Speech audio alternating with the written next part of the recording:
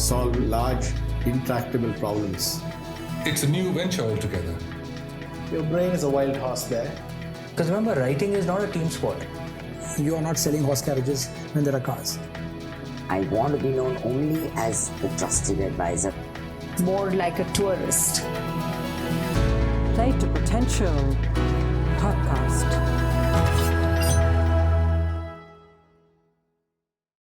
The world's no longer complicated, it's complex. And in a complex world, you need to shape context, as Professor Linda Hill says, very clearly in her book, Collective Genius. And to be able to shape context, you need to change the way that you lead. You need to become more vulnerable. You need to start to integrate emotionality. And however, to integrate the heart, it's not easy to do in a world that believes that integrating heart into the workplace makes you look weak.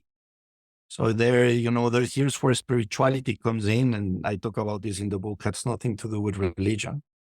It's one's journey to be able to connect to your original energy, and that makes a stronger heart.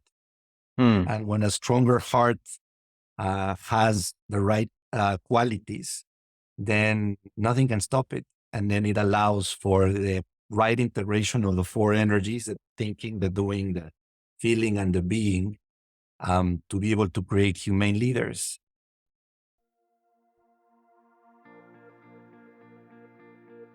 Welcome to the 103rd conversation at the Play to Potential podcast, a series of reflective conversations on leadership, transitions, careers, and life. A podcast that brings together a combination of insights from local journeys and global wisdom. As you know, we've been going through a phase of connecting the dots rather than collecting new dots over the last few months. But now we want to gradually get back to the long-term journey of collecting new dots and having more guests. I'm your host, Deepak Jayaraman. While podcasting accounts for 10 to 20% of my time and effort, my primary vocation is that of an executive coach and a discreet sounding board with CEOs and entrepreneurs. I engage with leaders and organizations with a growth mindset and help them play to their unique potential. You can learn more about the podcast and my work at playtopotential.com. That's playtopotential.com. While there are thousands of podcasts out there today, I feel we are one of the few, if not the only podcast, where we slice a conversation into smaller pieces and arrange them by theme. To get a sense of what I'm saying, please visit playtopotential.com and see the curated playlist section. Let's get to the episode at hand. Our guest this time is Ricardo Sunderland, a partner in the San Francisco office of Egon Zehnder, a leadership advisory firm where I spent 6 years before setting up my own practice. Ricardo has recently authored a book, The Energy Advantage. The book gets into how we can bring mental, physical, emotional, and spiritual energy to play to our full potential. The book is published by HarperCollins and is available on Amazon and most of the popular online and offline distribution channels. Without further ado, let's dive into our conversation with Ricardo.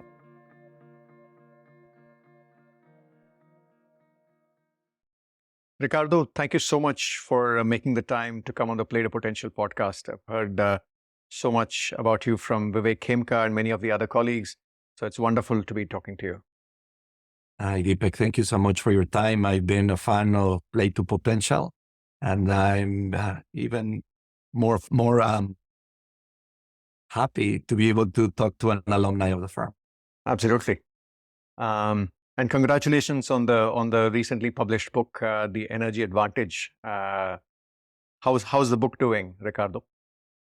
I'd be happy to report, Deepak, it's going really well. It's still very early stages because we launched on June 4th. But based on what we're hearing from e-commerce platforms and from brick and mortar bookstores, it's going now all over the place. Wonderful. So can't complain. And of course, your program, I'm hopeful that it'll help for the continuation of its story. Lovely. Before we discuss the book, Ricardo, I'm curious about the arc of curiosity of people. How they, how they become curious about this topic. Just talk to us a little bit about how this book, and even how did you become curious about energy, and how did you end up writing this book? I think it was at the beginning intuitively. I wasn't really that much into energy about a decade ago. I started to become even more aware and curious of it because I was very keen to try to help leaders change. And when I started to understand what holds them back, their belief systems, and sometimes, their emotional systems, their fear systems, you start to realize that there's something stuck in them that until it shifts, you really won't be able to unlock the potential that they are longing to achieve and they're longing to meet. As you're starting to learn how it feels, you have to feel it to know.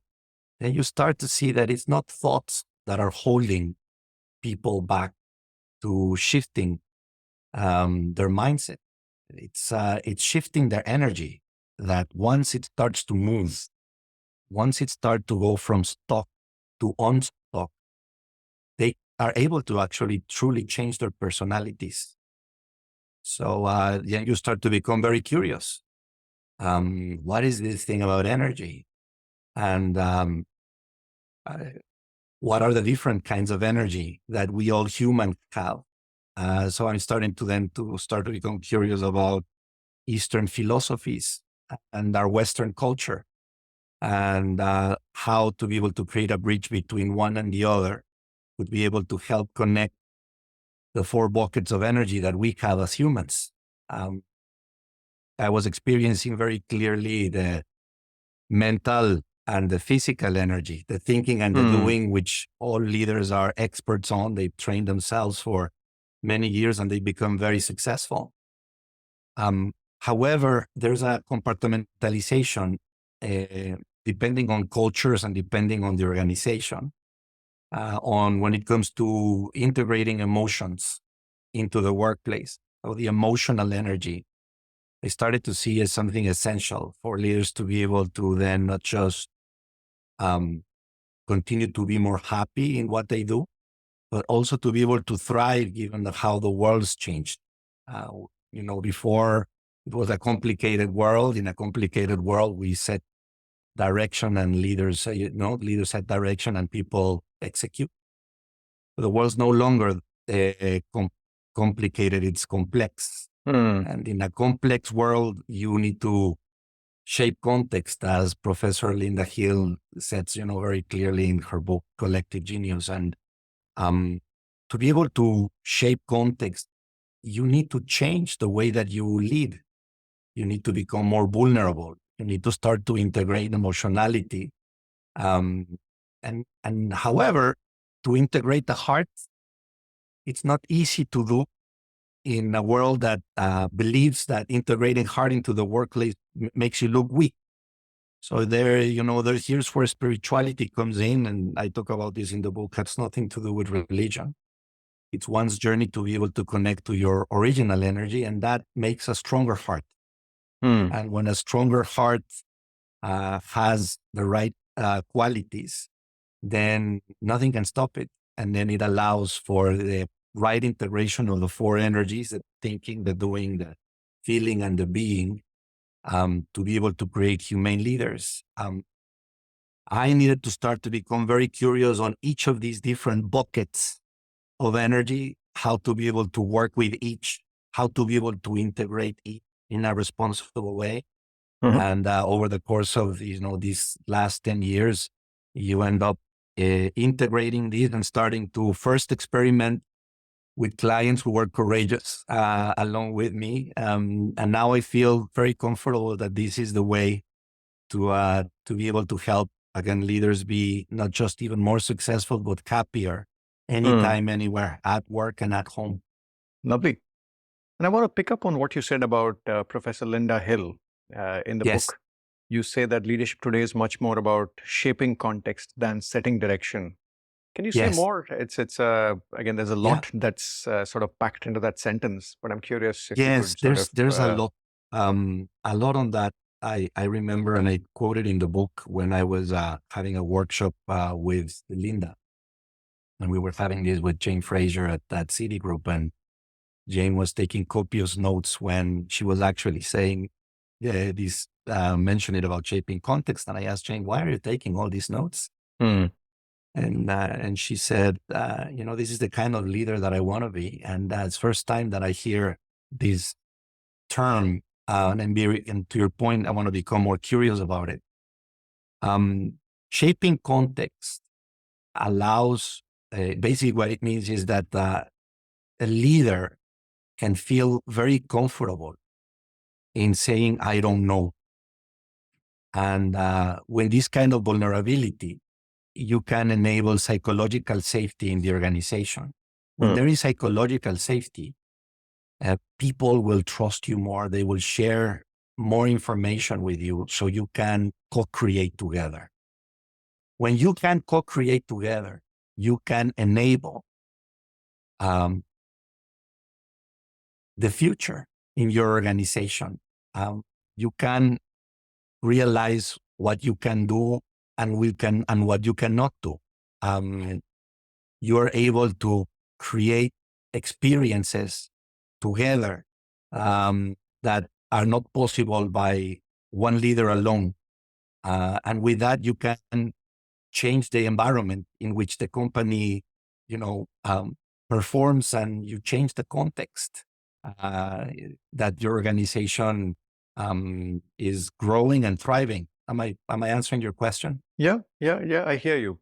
Actually, as a matter of fact, Amy Edmondson was on the podcast as well, where we sort of spoke about psychological safety in depth. So that's a term that resonates. I hear you. It's about setting the right climate and sort of, another person I spoke to spoke about the mindset of a farmer rather than a machinist. So you sort of create the right soil, create the right conditions, and then the crops will flourish and the outcomes will come rather than push. Totally right. You create in the system, you create the conditions for the energy to flow. And when you're in the zone, you connect to the creative power of the system, the leaders, and its teams. Through that, in that place, not only you can lead from that place, you can create from that place. And from that place, you can change the context in which your organization lives and thrives.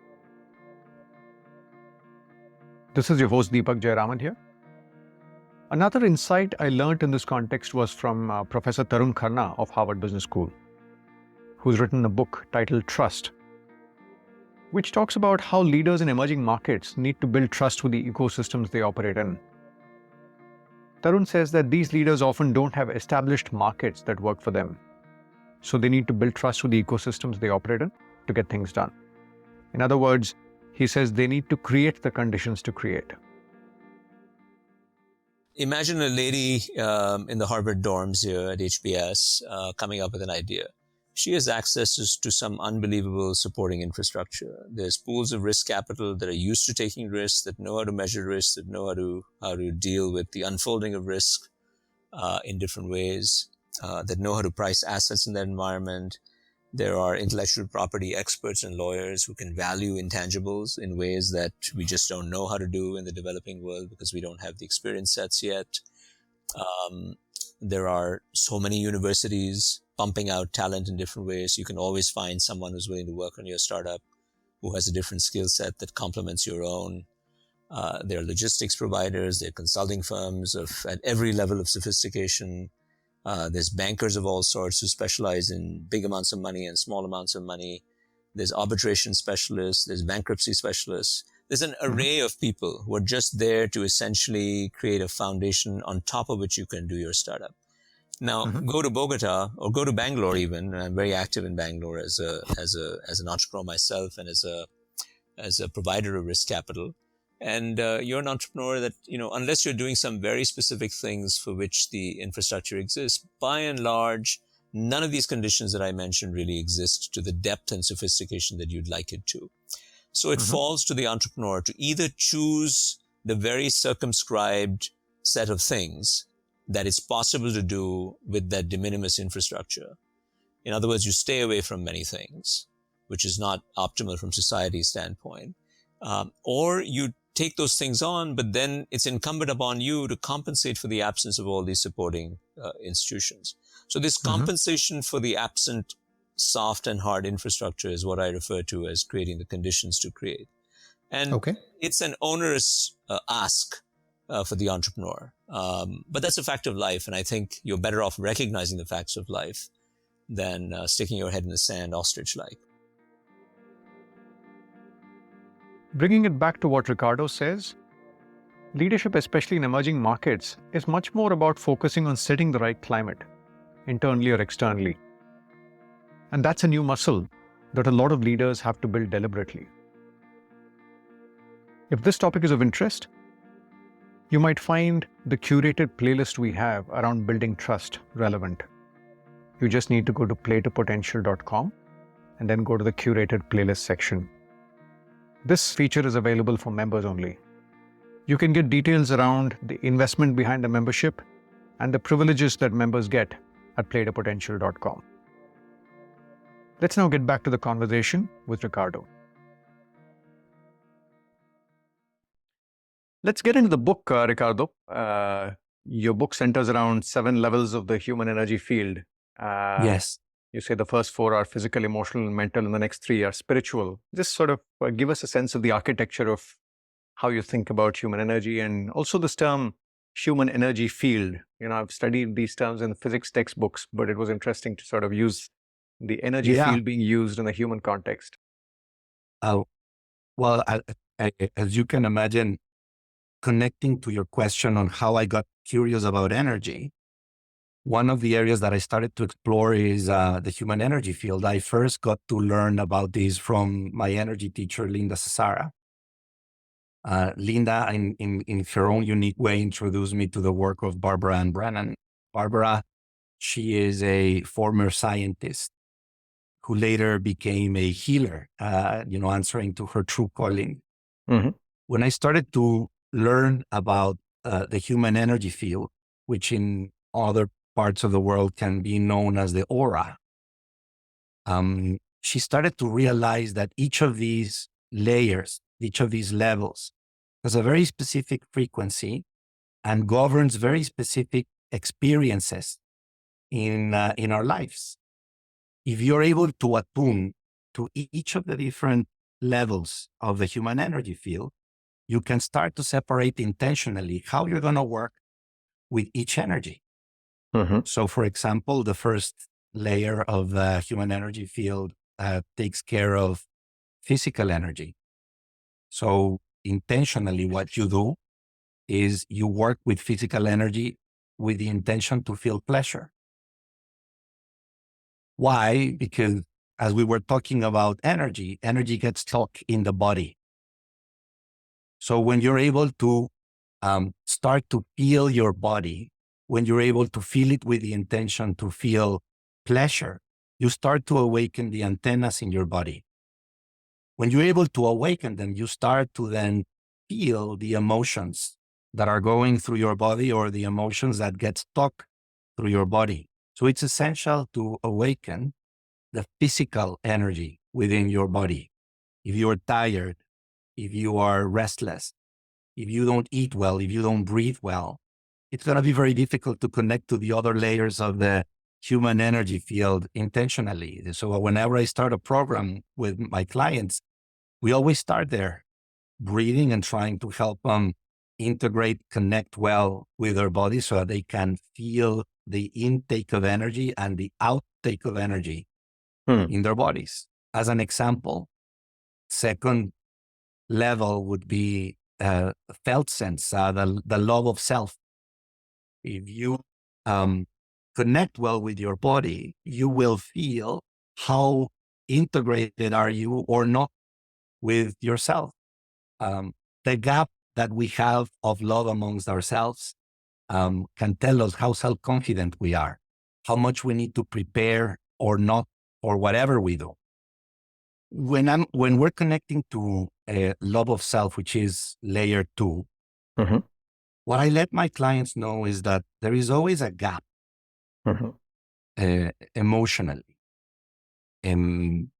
We are born with our hearts completely full and our heads completely empty, as Gabor Mate says. Then life gets in the way. And that's where the short circuit starts. And we start to become less aware of our energy. So level number 2 is about love of self. When we're able to feel our bodies, we will be able to have greater awareness of how much connected we are within ourselves. When we are properly connected, when we are connected and have a healthy relationship with ourselves, then it connects to level 3. Level 3 is clarity of thought. When we are in a positive relationship with ourselves, our ability to think amplifies, and our clarity of thought allows for us to be able to prepare less, to be able to create more, and the flow of energy from the way that we think and we solve things multiplies. 4th level is about creating a proper and loving relationships with loved ones. So if you can imagine, when we're in a positive relationship with the people that we love and that they care for us, we don't bring that burden into our thinking. So if we are in positive relationship with us and in positive relationship with them, our clarity of thought amplifies incredibly. Imagine if you have an electric blanket and a cushy cushion, and you are in a place where everything flows. Sometimes my clients would say, Ricardo, it's like magic. What's going on? I'm able to think and I'm able to solve things in a way that I never was able to before. I don't need to prepare as much as I need to.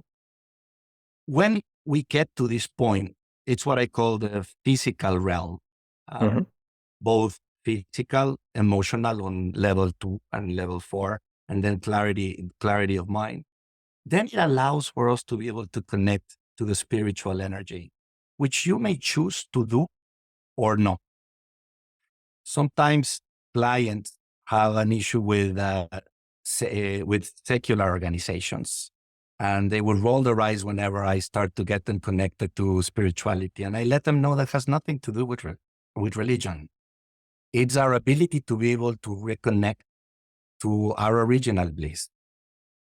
It's the journey that we go and that we unpack, so that if we were to get that energy that we have stuck in our lives unstuck, and we can connect to that original energy, to that essence that we came to this world. As I shared, we come to this world with our hearts completely full and our heads completely empty. Then our ability to be able to create comes from a different place, from a place deeper within us. So level 5 talks about truth, our purpose. How connected are we with why we're here for? And if we can be able to hold the spoken word anytime, anywhere, and we can speak about our truth. As you can imagine, if we are in a good place and relationship within, and if we're in good relationships with our loved ones, we are actually more confident, more stronger for us to be able to speak our own truth anytime, anywhere. And when you are in that place, your ability to connect to your purpose amplifies. Discovering it amplifies. Level 6, then it's about to be able to learn how to nourish your inner self. As much as we need to eat, sleep, relax, we also need to nourish our soul. So how purposefully are we connected to nature, to a sunset, to music? What gets you connected to energies that are essential to us, like gratefulness, forgiveness, hope? And when we're able to do that, then of course, level 6 completely impacts our ability to feel more caring about ourselves. We can feel more compassionate about ourselves and forgiving ourselves. And then the last level of energy, it's about living in understanding the true power of creation. And it is from this place that we can be able to create the most wonderful ideas as they are connected to the deepest, wiser sense within. How to be able to peel this onion differently than the onion. When you peel an onion, the onion center is empty. When we're able to peel the human energy self, what we find in there is our true essence. And every one of us has a true essence. And whenever we can find it and we can lead from that place, as some of my clients do, if they choose to go this far, then incredible things can happen. Lovely. That's where you can lead from a place of immense energy. We have unlimited energy and there's only 24 hours in the day. I'm curious, at multiple levels right now, one question that's emerging in my head is each level a prerequisite for going one level deeper? In a sense, is it fair to assume that I need to sort of have sort of worked on level 1 and be in a good place for me to access level 2 and so on? I'm guessing there's a sort of the way you've sort of stacked them up, there's a certain journey that you take clients through. Yes. Stacking it up, just I'm doing it in the purpose to trying to understand each of them, but it is not a cascade approach. You can start. In fact, you need to work in all of these layers in parallel. If you do, you will be able to start to feel your body, then connect to your inner self. And then at the same time, clarity of thought amplifies. That serves as a resource. And then through love of self, you start to connect deeper with your loved ones. And at the same time, you start to find your purpose, your depth, your truth. You start to use forgiveness and compassion, and you start to create. So it all starts to... it's like a flywheel. Like a flying wheel, exactly. Got it. It's just to try to make it accessible. It was important for me to be able to do it in a way that it can be explained in discrete levels, and also to make it credible, so I could use stories that could make it come to life. Understood. Because otherwise it's such an abstract topic. True. That it was difficult to be able to explain in a small book, which is the intention. Got it. I think one of the pieces you mentioned about feeling the emotion through the body. I was talking in this podcast to Jennifer Garvey-Berger, who I think also does a lot of work with Egon Zehnder. Yes. And she speaks about that, right? She says that very often emotions, we feel them before, our mind thinks of them. Yeah. Yes. So can you give us some examples of tuning into emotion through the body, just for the purpose of listeners? That's I find that to be very powerful. So if there's a story or two about that, then that would be wonderful. Yes, absolutely. I recently did a talk at the World Happiness Summit in London. There were about 1,000 participants. And I walked them through a brief meditation in which I invited them to just close their eyes and through a very small breathing to just visualize. And maybe your audience can do the same, just to visualize a event in their lives which they were incredibly happy and incredibly grateful for. And once I was able to feel that they were in that moment, I asked them to place their left hand in the part of their body where they actually feel the joy of that event. And Deepak, it was beautiful to watch 1,000 people, or close to 1,000, put their hand in the part of their body where they actually feel that joy. And you could see that everybody put their hand in different places. The heart is not necessarily in the heart when it comes to joy. Some would put it in their head, some would put it in their chest, some would put it in their stomach, some would put it in their jaw. And I invited to do the same, to connect an image of sorrow. And sorrow lives in different parts of our body as well. When you know where sorrow is in your body, when you know where anger is in your body, when you know where happiness is in your body, you can start to then know how to connect to the physical feeling of the emotion, of each of these emotions, which is very helpful. Tuning in and tuning out of joy and sorrow, it's a choice. One that it's easier to know when you do it through your body, because the mind can play many tricks on us, like Jennifer would say. But the body would always speak your truth. How you're able to help leaders, for example, learn how each of these emotions lives in their body allows for them to be able to then, when the event is happening, then you can create freedom of choice. Anger, for example, it's a very powerful emotion. When it is not done by choice, it can be destructive. When you do it by choice, you can, for example, create boundaries. And boundary setting in these very big leaders, it's essential for them to be able to create space so then it can be able to understand what gives them and what takes energy away and protect their time. So these are just simple examples of what do I mean and what you're asking me to help the audience understand. What do I mean by feeling the emotions or the energy in your body? Got it. Yeah. Lovely. Another term that intrigued me, or your take on the term, which was sort of thought-provoking. In the book, you say that professionalism means acting in ways that take us away from our original personality, from our humanity, and therefore can block access to energy.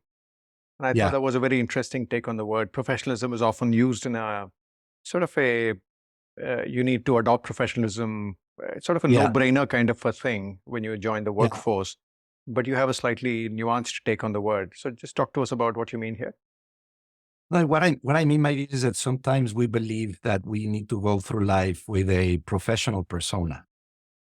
It's a bit of a shield. And then we come with this belief that you actually can compartmentalize your life. You can have a shield at work and be professional, and you can take that shield off and be at home and be more personal. One of the things I do, Deepak, when I coach my clients is I create a personal supporting system. I coach their families too. That's why I can work with a level 4 of the human energy field. So I coach the spouse, the husband, and the kids. For example, I ask the kids, what takes energy away from mom? What takes energy away from dad? And what do you think they answer when I ask them this?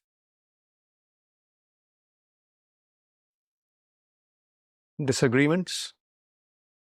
Work. 100% of them will say work.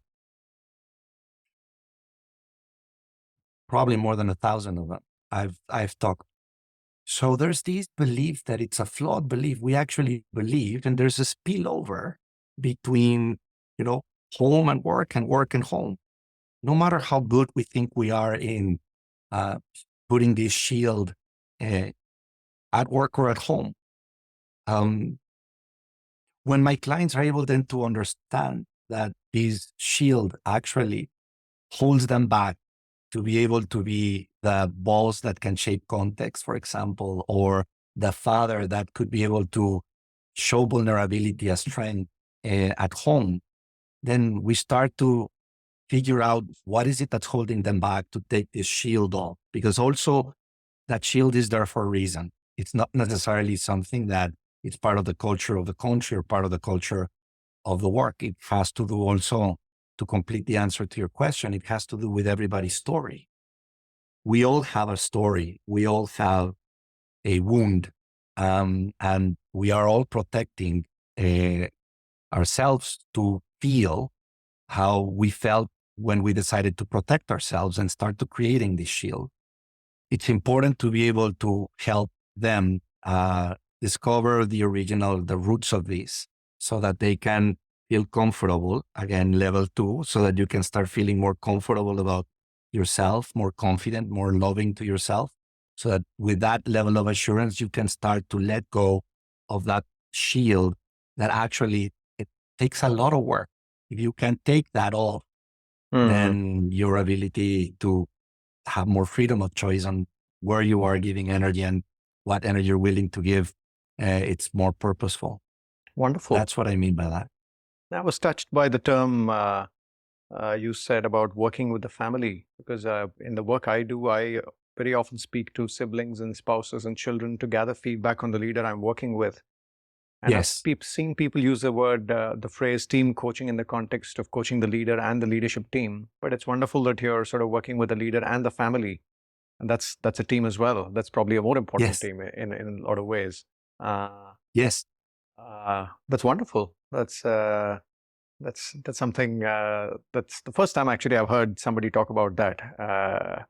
It's very, very interesting. How did can you talk a little bit about that? Just that how do you carry the family along? Because it sort of seems like a very fresh way of thinking about driving change. When you start to get into the story of each person, each has a unique struggle in their lives. All these big leaders, they all gone through struggles, which is why they're so resilient in their ability to take so much responsibility and still be functional and thrive and feel. As I started to go deeper into the story, it's quite difficult to help a very successful person change. How to find the right hook, a loving hook. And I started to realize that many of these leaders, they weren't that in need to change for their companies, but for their families, they would do anything. So when you start to see how much the words of a loving person, how much an insight. Give you one example. I was recently talking to one of the daughters of one of my clients, and she actually told me that I asked him, when you're walking with your dad during the weekend, just give me an example of what he does and who's your dad. And he said, well, my dad's an artist. And he runs a very big organization. It's like, tell me more. Yeah, my dad's an artist. When he's with a camera, he's able to find the most beautiful things and designs, and he can create the most beautiful photographs. I was like taken so much by this insight, which is seen by the eyes of the daughter. And then when I spoke to him and I told him, can you bring the photographer to work? And like, what do you mean? Because according to your daughter, you can find beauty in everywhere you go. And as he started to realize and discover how to bring the photographer into the office, rather than sometimes, certain rigidity in his way of solving things, he kept, of course, his ability to structure and solve things, because that's a superpower. But he started to see more beauty that was compartmentalized in a weekend and started to bring it home and started to bring it to the workplace.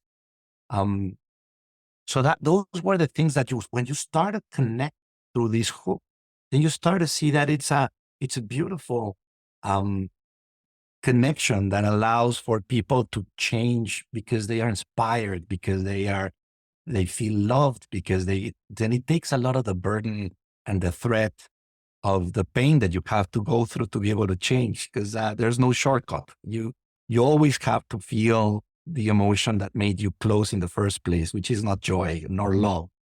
But if you can do it in a non-threatening way, and then with the intention to help become a better father or a better mother, and as well a better leader, I just found that it's level 4 who connects with level 2, and then level 3 amplifies, and you're starting to connect more with your energy, and you're allowing yourself to get that stock energy to be on stock. A related point that comes up in these situations is that instead of wearing a mask of professionalism, we are true to ourselves in the way we come across the various ecosystems we interact with. But that begs the question, true to which self? The past self, the current self, or the future self? Jeffrey Pfeffer of Stanford speaks about this. I think people, this goes back to this whole thing about authenticity. You need to be true to your inner self or your true self. But, I would hope that most human beings are on a journey of learning and development.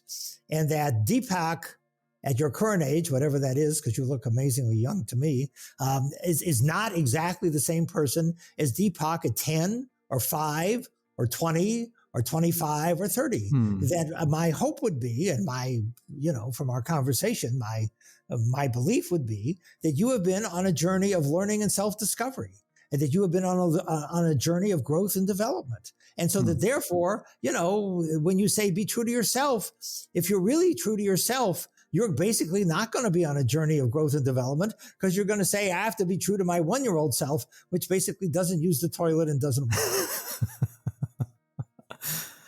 Got it. That's an extreme example, but you get the point. The point is that as you have evolved, as people learn, I believe in, the redemption of souls. I believe that people can forgive. I believe that people can develop. I believe people evolve. At least I hope they do. And so as they evolve, their values, their beliefs, their behaviors, everything will change. I don't think that's being inauthentic. I think that's called learning.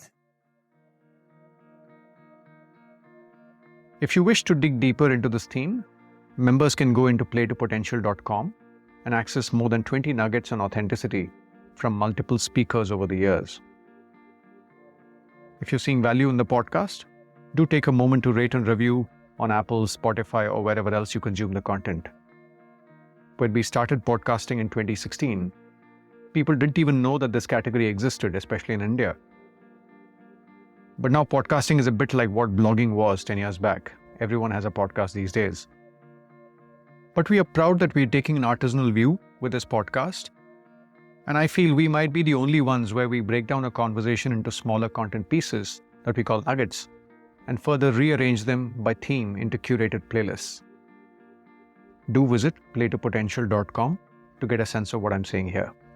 That's playtopotential.com, and then go to curated playlist section to get a sense of what I'm saying. Let's now get back to the conversation with Ricardo.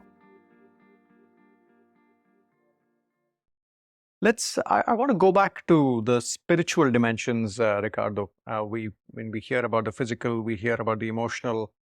I think spiritual, as you rightly said, very often A, it's confused with religion, and B, it's often seen as a, in a highly rational space, like in the workplace. Spirituality is often seen as something that's irrational, something that's not scientific.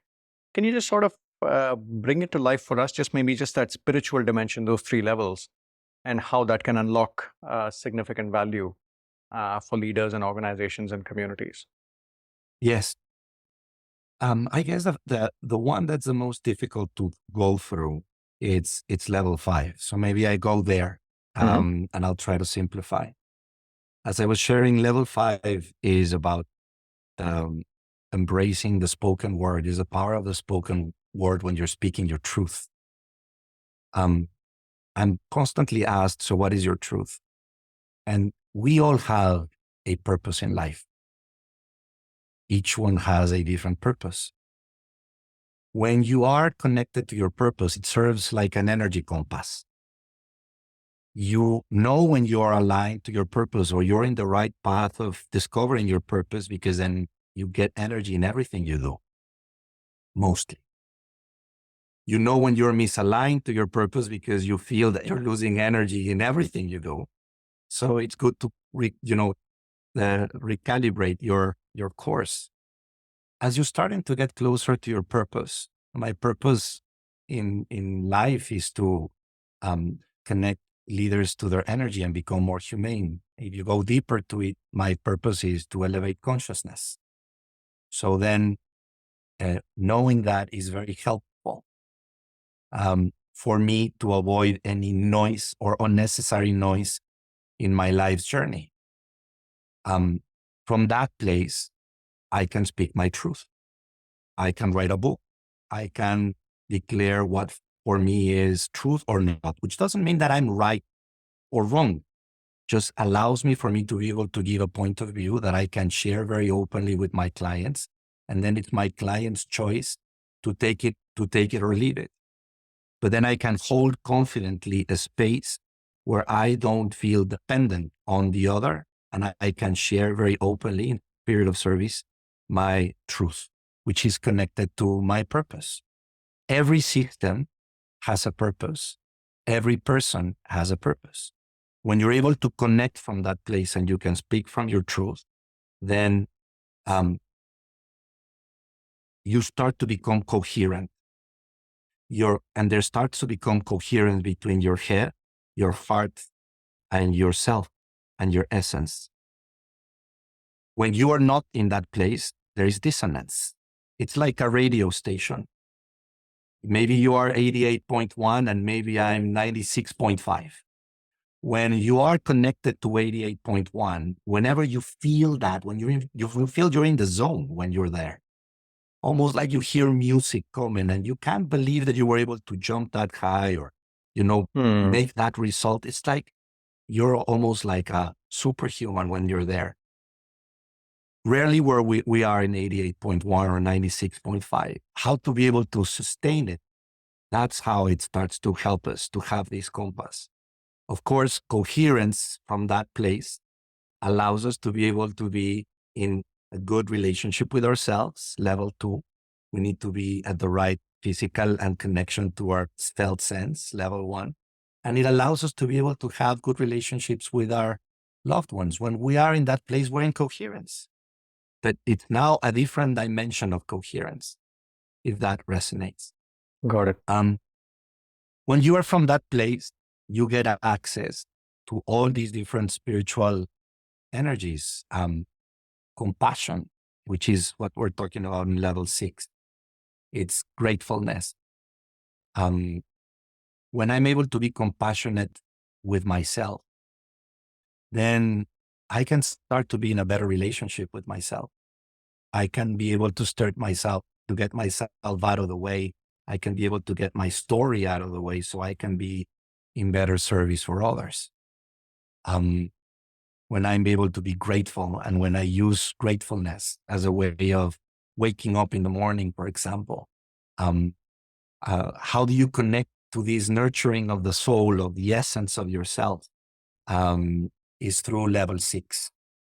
It's very good to be able to get to that kind of level because it's what I call the resource. It's the resource that connects you to your ability to be able to be in a good relationship with yourself, level 2, or with your loved ones on level 4. The last one, it's also complicated, not as simple as level 6. You get access to 6 by being in coherence with level 5, but then level 7 takes you to a different level, which is being in alignment with the perfect power of creation. From that place, you can create incredible things, but you need to be in alignment with things that would be very difficult for people sometimes to understand unless you're in that place. Like I quote in the book that imperfect is perfect. I was advised by many people to take that out of the book. And because I wanted to be coherent with my truth, I decided to leave it in the book because I know that sometimes imperfect can mean horrible things for people. And saying that those horrible things are perfect, it's not the intention of what I say in the book. But it's the intention to know that we are imperfect as human beings.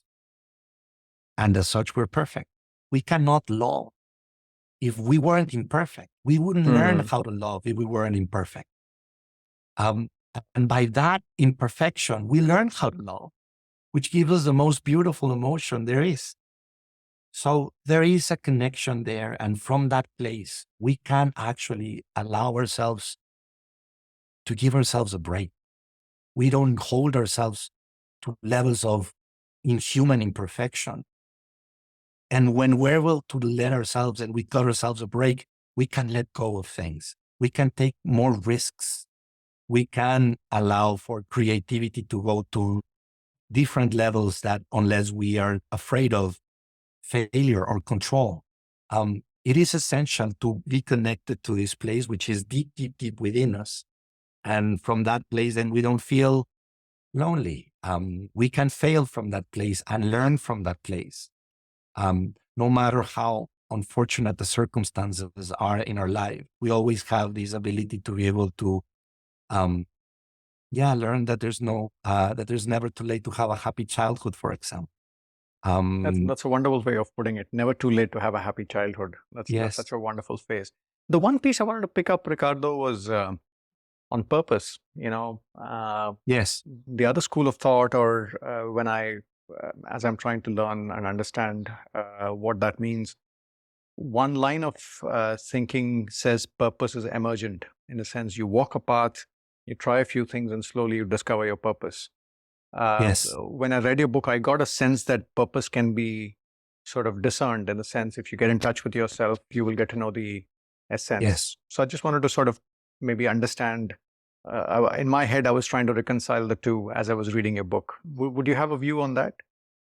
I do. As you can imagine, you experiment to try to get to what your purpose is. And at the beginning, I was being very process driven, very, logical about it. I would, hear this, write an obituary and, or what are the 5 things that you would like from people to hear or say about you when you die, and then compare. It's like you do all these things, all of the right intention for sure. But it is when you connect to this level of spirituality, and it really hit home. And I give this example in the book because I asked permission to Zehnder, this sage friend, Zehnder Tiedemann. I first experienced the Purpose Quest ritual that he learned from I believe that he learned from monks, and which they do as rites of passage. Mm-hmm. When you do the quest and you connect to yourself by allowing yourself to be in nature at its best, and you even create space for you to be able to be alone by yourself, and you allow for essence and unconsciousness to be able to surface. And he has this very, very witty way of finding words. And then you collect those words, whether when you're starting the journey or in the middle of the journey, or when you're in stillness in nature, and then when you come back. And then you're able to distill those words to the point that the intention is to start to write a haiku, this Japanese poem, 575 syllables. And when you write this haiku, but with the intention to discover your purpose as a part of your journey, of this quest, you are awed by what you're starting to find about what you're truly here for. You feel it. It's very important to do level 1 first, because you start to feel all these things. And then when you feel them, it's that, okay, maybe if I'm feeling this grounded with this, like thunder of energy going through my body, when I am speaking about this haiku, then maybe there's some truth in it, which speaks to me. It is in you. And then when you start to live it, and then you start to work on it and live it again, and you go through your journey, then you start to know that this is what you're here for. It took me years to get there, and I'm by far not there. But I think I'm in the right direction, because every time I do what I believe it's my purpose, I go to bed happy and I wake up happy, for example. Lovely. When leaders declare their haikus, when I take them to this quest, sometimes they have them printed in their desk. And whenever they are the thickest, They can read it out loud and then remind themselves so why they're doing what they're doing. This is your host Deepak Jayaraman here. Given my lived experience, I have a slightly different take on this topic. I like what Professor Herminia Ibarra says. You act your way into a new way of thinking, then you think your way into a new way of acting. In my case, when I moved from Egon Zehnder to set up my advisory practice, I knew I wanted to be in the broad realm of helping people with a focus on transitions. Then I started the Play to Potential podcast, and slowly that started taking shape. Today, after 8 years, if somebody asked me what's my purpose, I would say to help growth-minded individuals play to their full potential. I realize that we need to be intentional about our actions in a certain direction, and definitely nature plays a role in gathering clarity around direction. But I find that purpose is often emergent along the way rather than the starting point. The only reason I make this point is that sometimes I see people getting paralyzed by the fact that they haven't found their purpose and end up beating themselves up. To that extent, focusing on action that's directionally coherent could help you start taking baby steps that could over time reveal your purpose in life. Let's get back to the conversation with Ricardo. I think the other piece, very tactically speaking, I think you speak about different breathing exercises for us to sort of get in tune with ourselves. And Yeah. I've done the Sudarshan Kriya as part of the Art of Living Foundation, and I found it very powerful. Whenever I did, Yeah. I must confess, I've not been as regular as I would like it to be. You speak about the Wim Hof method and box breathing. Yeah.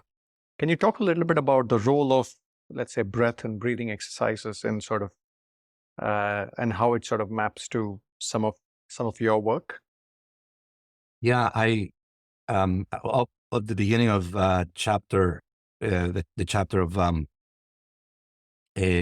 level 1, physical energy. One of the key things that I say is you center your body through breathing. You center your mind through silence. You center your emotions through acceptance, and you center your body through breathing. When you're able to do this, then you get access to self. That's why breathing is so important. It connects you to your body, and it allows for your body to get out of the way. I like the Wim Hof method because of the resetting that it does in your body. If you do it well and if you do it consistently, what it does is you start to feel your body and the emotions locked into your body pretty quickly. The hyperventilation that goes through the exercise, which by the way has an app, you can download the app, you can follow the app. Just What's make the app sure that called? when you're doing, What's the app? What is the app called? Out of I curiosity? think it's the way that it's called is a Wim Hof. Wim Hof. Okay, got it. method. Okay, Yeah, okay. and Will do. you download it, and just be mindful that in the beginning, when you start doing it, the hyperventilation can get you a bit nauseous. So just open your eyes so that you go back to your head and just call colors. And then you start to train yourself to be able to do it a bit more. Also, there's one part of the exercise where you first hyperventilate and then you let go of the air so that you can then hold without breathing. Not a competition. The more you do, the more you will be able to hold without breathing. And the intention is for you to be able to stress the body when you do. Interesting. So that as you stress the body, as you center it through this breathing exercise, and then you're able to do the resetting, you will start to be more aware of your senses, which is an essential practice. The other thing that I do is it's important to set an intention to everything you do. Meditation without intention allows for you to be able to, as I say, silence your mind. But yet, when you clear the thoughts, it's good to be able to have one intention as to why you're doing what you're doing. So I always set for level 1, when you're breathing, to set the intention of feeling pleasure. So you're doing all of these so that you can connect to your senses, and through your senses, you can experience more of life. And that allows you to be able to feel more, the good, the bad, and the ugly, which is part of life. And that allows for you to be able to create a foundation for what's next. breathing is super important to be able to do Got it. And when do you do this in the day? Wim Hof method, is it in the the first morning. thing? Okay. Yeah, I do it in the morning. You end up it reaches at the beginning, to your point, and I love that you say, let's go tactical, because it feels a bit mechanical at the beginning, which is true, but it reaches a point where it becomes very natural to you. So there are moments where before a call or a meeting or something that I know it's going to take, for example, some energy away from me, I just breathe and I connect. And that allows me to be able to be present and aware of what's coming through my body, not just my mind. Got it. Moving to a different theme, Ricardo, in the book, you speak about self-limiting beliefs, right? And I think you speak about, I think your early years, and you speak about being a people pleaser and how that was a self-limiting belief. And personally, given my upbringing and given how I was brought up, I could relate to it. For a long time, I've been given the feedback, you could be more assertive. You could sort of make your points more forcefully. You could make your presence felt a bit more, you're too soft. And I think it's a journey, as you say, it's still a work in progress. And in a way, I've tried to solve for it. Even if I go back to search, this would show up around the closing phases of a search, where you need to be assertive with the client and the candidate to close the search. Talk to us a little bit about how your work, sort of helps people deal with self-limiting beliefs and going past them. Yes. Self-limiting beliefs are one of the biggest holdbacks for leaders in the world. Mostly because our caretakers trained us to face our fears, conquer our fears, but they never told us that we should also question and update the beliefs that they've been given to us. So they are very much ingrained into our unconscious. Discovering what those self-limiting beliefs are, it's tricky. But when you do, and working with the families helps a lot. So asking, the kids or the wife or the husband, when dad says, this is who I am, what does he say? Or when he tells you what to do or not to do, what he says and what does he say? Because he is just reflecting a mirror of his belief or her belief system. Now, updating the belief system is the tricky part, not just discovering it. Why?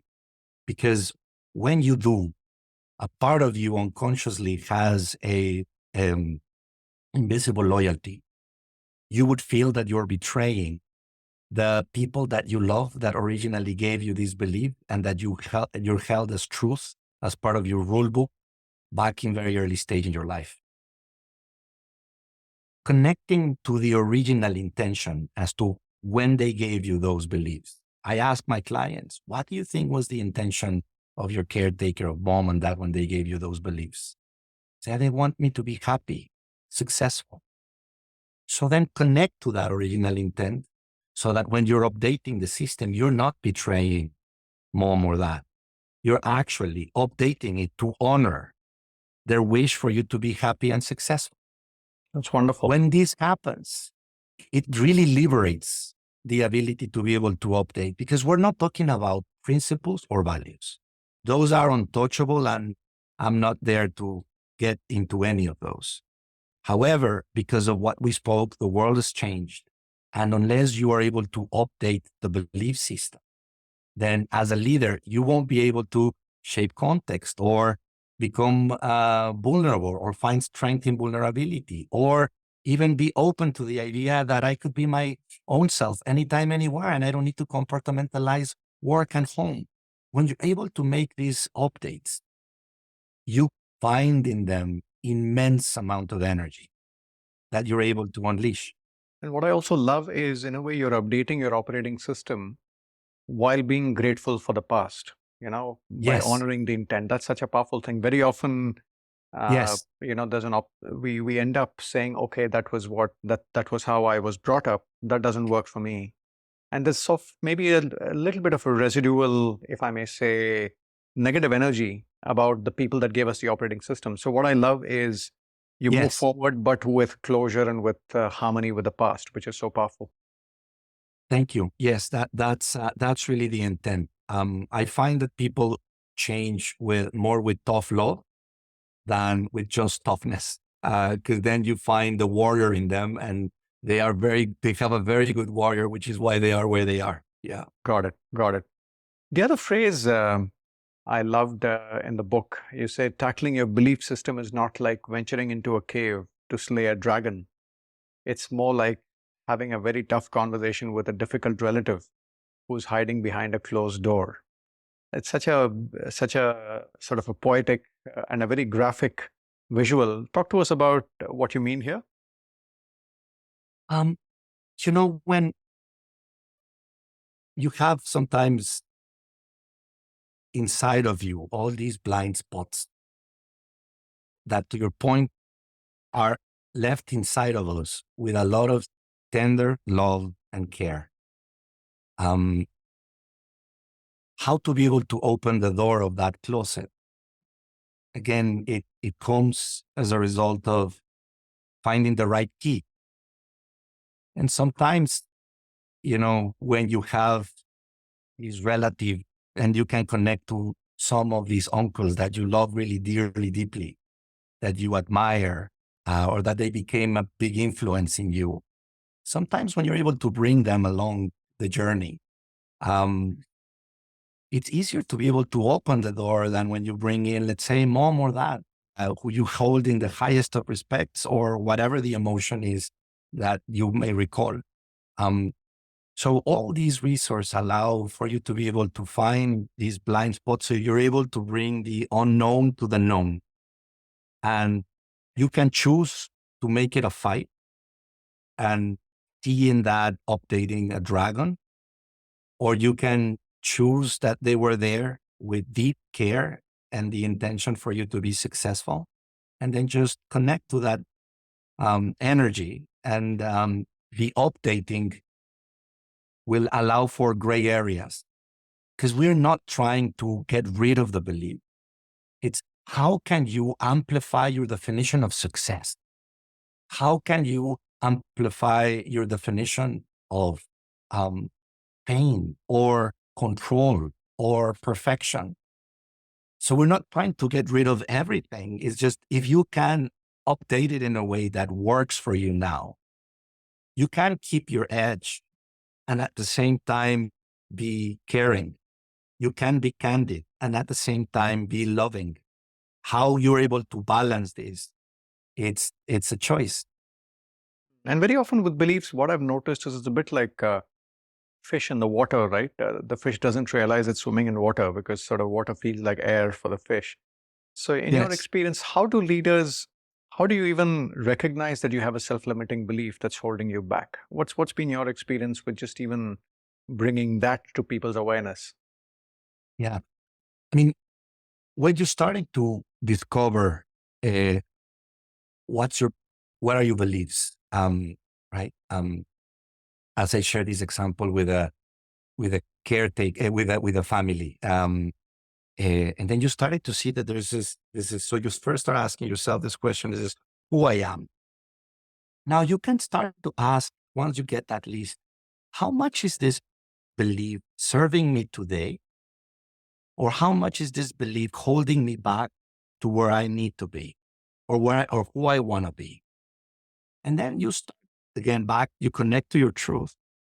And then you start to feel if this belief is actually serving you or not. This is not something logical. This is something that you need to feel. And then you start to see, if my dad, when I was being raised, told me, Ricardo, men don't cry, which I hold in a deep belief very dearly. And then my first boss tells me, Ricardo, don't let them see you cry, because if they do, they're going to eat you alive. Then you start to realize that when you do that, in reality, you are shutting your emotional system down. Now, when I start to ask myself these questions and I start to see, men do cry, we do cry. That doesn't mean that we're going to cry endlessly, or women endlessly, in front of our town hall. but I can show emotions when I am touched by something, which can make me feel human. And when I can connect to the audience with true emotions, then they see me and I see them. They can feel me and I feel them. Then you start to know that that belief is not serving you right. And then if you update it and you create this gray space, you start to see that by updating it, you become more human. Because now the world's changed, and thanks to this change, you can actually allow yourself to be that way in the corporate setting. Before you couldn't, now you do. This is your host Deepak Jayaraman here. I really love Ricardo's point about going down to the intent with which some of these beliefs might have been given to you, or the context in which they might have been formed. Recognizing that the context has changed and to know how your beliefs are holding you back can be powerful. I also love the forgiving tone of how we reconcile with the past. That's such a healthy and a constructive way to recognize the past, see it for what it is, and choose our beliefs for the future without having a dissonance or a grudge with the past. Let's get back to the conversation with Ricardo. The other phrase I was curious about in the book, Ricardo, is you speak about family constellations being Yes. a big source of breakthrough for your clients. And I think more specifically, one of the questions that really got me thinking was, am I in my rightful place in the family system? You ask people to reflect on it. Can you talk a little bit about family constellations and just what do you mean by the rightful place in the family system, and how does that impact our performance and who we are? Yes.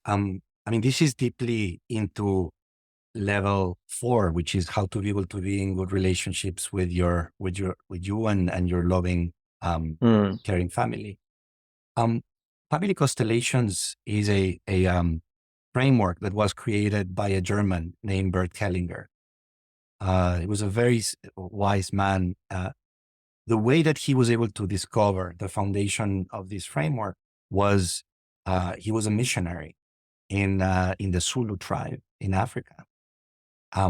He later was able to connect with other tribes in other parts of the world, and he became incredibly surprised that the rites of passage, the traditions, were very similar between tribe to tribe, without each tribe having any possibility of communication to each other back in the day. So he started to realize that there was a collective unconsciousness, that if he was to distill in principle of life, what he started to realize is whenever there is a disorder in these principles, then energy gets stuck. And when you put in order these principles, then energy flows. There's a sense of belonging is the first one. The second one is being in a good relationship. And good relationship is a balance between the giving and the taking. And there's only one exception in the giving and the taking, which is parents give, children take. And it works very, very well. And then the third one is what you were making reference on, which is how to be able to be in your right place. Mm-hmm.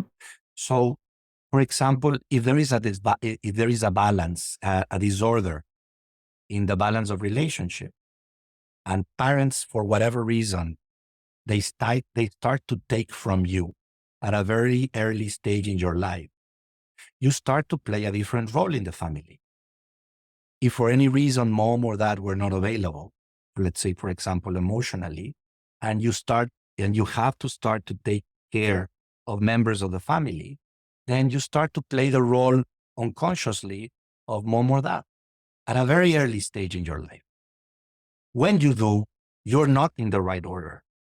If you are, let's say, brother 3 and brother 1 or brother 2 or sister 1 or sister 2 weren't able to play the role of, let's say, the caretaker, because for whatever reason you were the one with more resiliency, then if a sibling 3, you play the role of, let's say, father or mother, then at a very early stage in your life, you start to get miss opportunities in life. You're not able to play. You're not able to take life more relaxed. On the contrary, you start to take life way too seriously at a very early stage in your life. Sometimes this is called parentification. When this happens, then you take these patterns into your adulthood and you start to play that way when you are a leader of an organization. When you have this disorder, then you will be fathering or mothering your teams in your organization the same way as you're doing in your family system. And then the children or your direct reports will be behaving as children because you're mothering them or fathering them, no matter how senior your direct reports are. When you're able to put in order the energy in the system, and rather than being the mother of the system, you become sister 3, or you become the boss of the system, not the mother or the father of the system, then the children get back into place and they start to behave as adults that they need to be behaving. It is fascinating. When you start to put all these things in order, the system gets in order. Both the individual gets in order. This is also incredibly helpful in family-owned systems, where the energy, for example, of the father sets the culture of the organization. And sometimes the CEO of the generation to come or the CEO from the past generation behaves exactly the same way because the patterns persist. So one of the rules of family constellation is whatever you exclude, the pattern will repeat. Whatever you integrate, you will be able to transcend. Whenever you're able to put things in order, then you transcend the transgenerational trauma in the system, both in your family system, for example, and also in the workplace. Family constellations in this are incredibly helpful.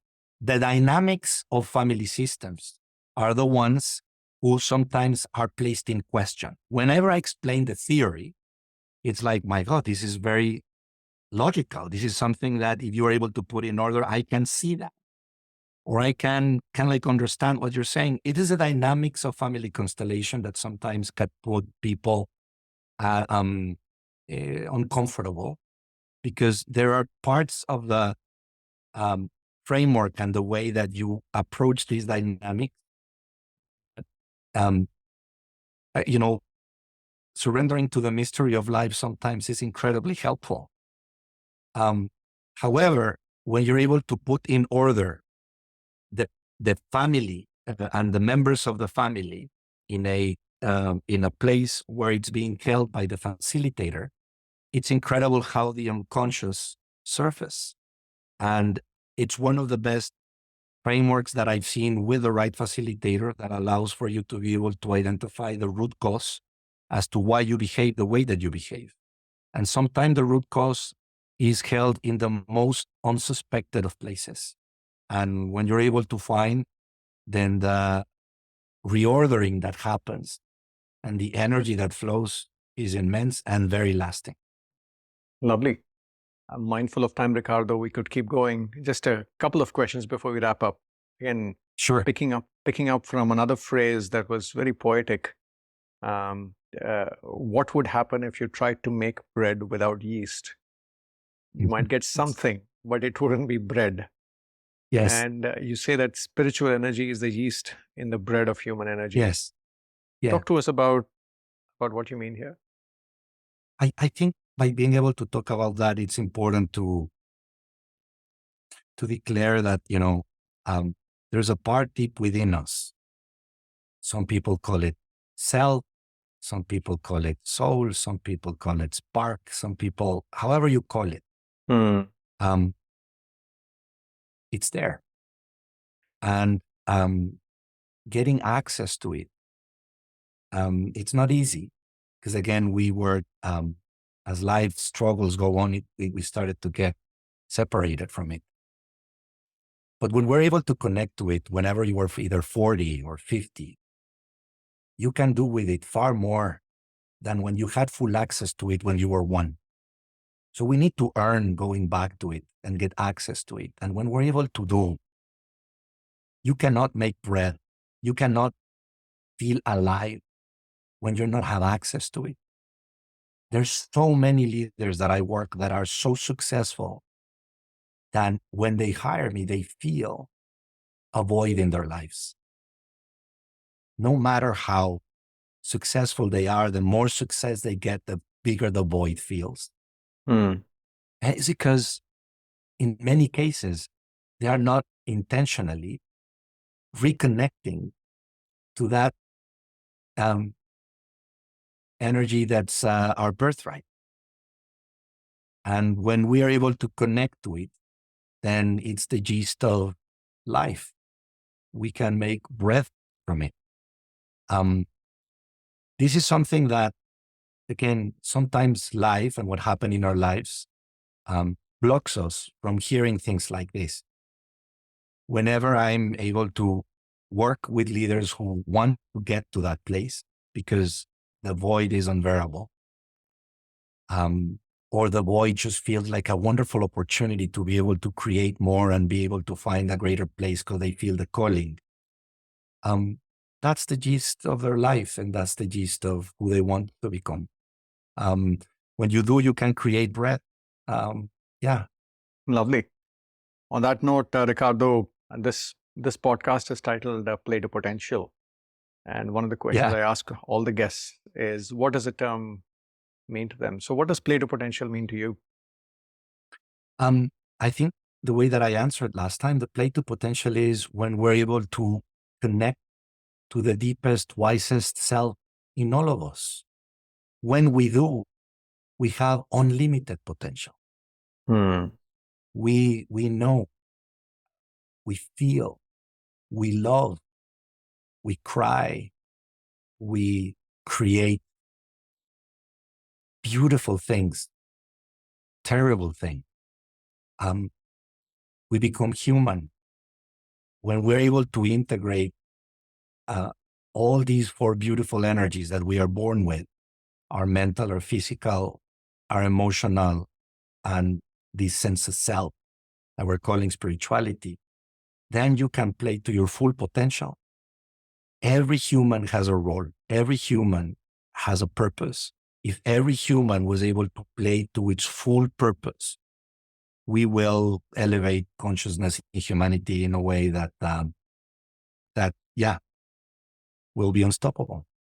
Wonderful. That's such a wonderful, optimistic note to end this conversation. Yes. Thank you so much, Ricardo, for being generous with your time. Really enjoyed the conversation. Thank you, Deepak, for your questions and how much you prepared it. It felt great and I felt very comfortable. Thank you. Thank you for listening. I hope you found the conversation purposeful. If you want to tune into any of the specific themes that we touched upon here, you can do that in the members section of the podcast. You can just go to playtopotential.com and go to the curated playlist section, and you will have themes like authenticity, self-awareness, formative years, and so on, where you have miniaturized content with insights from multiple speakers organized by these themes. Thank you for your attention, listening, and your trust, and look forward to having you tune into one of the subsequent conversations at the podcast. Bye now.